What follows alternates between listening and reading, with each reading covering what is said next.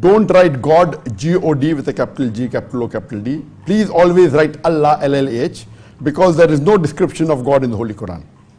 This first message is correct, and I've said that in my talks on concept of God in major world religion and other talks of mine, that God is not the appropriate translation of the English word Allah.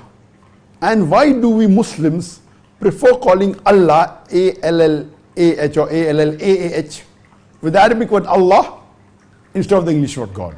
Because the Arabic word Allah, it cannot be played around with. It's a unique word. Whereas the English word God, G-O-D, if you add S to it, it becomes gods, meaning plural of God. There is no plural of Allah. Qul huwallahu ahad. Says Allah one and only. If you add D-E-S-S to God, it becomes goddess, meaning a female God. There is no male Allah or female Allah in Islam. Allah subhanahu wa ta'ala has got no gender. If you add a father to God, it becomes Godfather. There is no Allah Abba or Allah Father in Islam. If you add a mother to God, it becomes Godmother. There is no Allah Mother or Allah Ammi in Islam. If you prefix a tin before God, it becomes tin God, meaning a fake God. There is no tin Allah in Islam. That is the reason I say in my talks that God is not the appropriate translation of the Arabic word Allah. So the right word that Muslims should always use is Allah. But when you use this word God, when you are speaking to non-Muslims, I have got no objection.